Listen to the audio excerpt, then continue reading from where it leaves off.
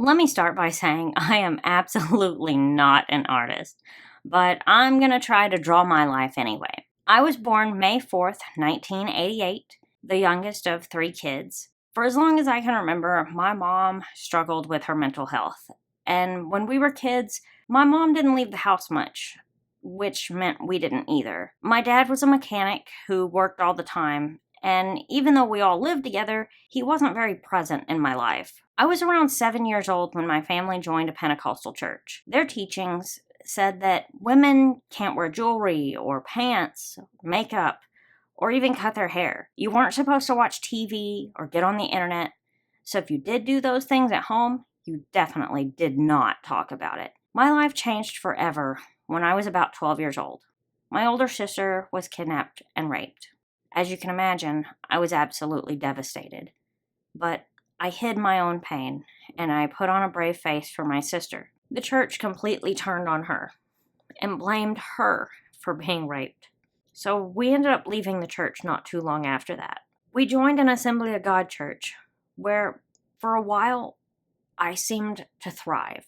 I worked in the nursery, I became a student leader in the youth group, I even sang on stage with the youth pastor's wife during the worship service. I still kept to myself and only had friends in the church, but I was happy. I met my future husband in our first year of college. He was studying art and I was studying criminal justice, but we stayed just friends for now. When I was 19, the youth pastor left the church.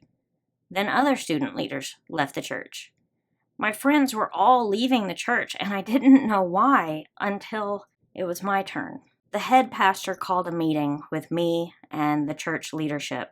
I sat silently in a big circle as the pastor berated me and blamed me for everything he could think of.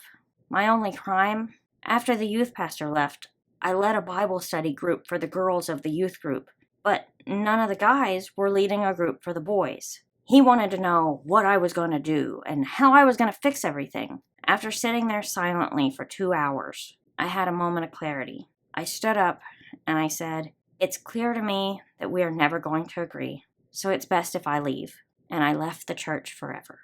But again, I was devastated. For years, my life had revolved around that church. I was alone, lost, and depressed. My anxiety was through the roof. It felt like my life was spinning out of control, but my future husband was there for me. He listened to me, and he comforted me. If I ever had a late class and needed someone to walk me to my car, I always knew he'd be there. However, we still didn't start dating until a couple of years later. In 2010, we graduated college. Me with sociology, and him with history. We got an apartment together, and he became a freelance artist, and I went to work for a lawyer. It was a small law firm with only one lawyer and one other legal secretary. When the other lady was training me the very first week, she told me, "Never let him see you cry." The lawyer was dishonest, verbally abusive, and an alcoholic.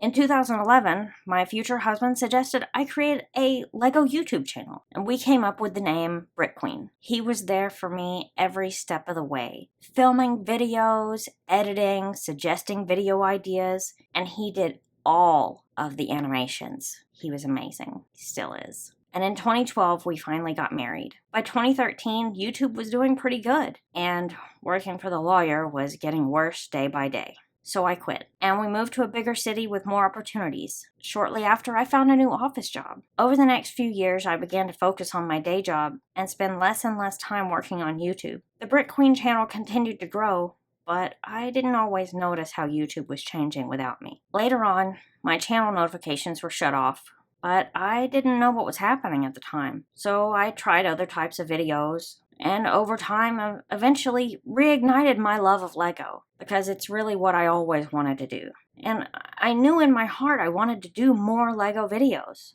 but depression and anxiety made it really difficult to do anything at all. Reflecting on my life and making this video has actually been really therapeutic for me. I'm still battling my own issues, but I'm looking forward to making more modern Lego videos and growing with all of you. Whether you just got here or you've been watching for 10 years, I truly want to say thank you. Thank you for being part of this journey with me.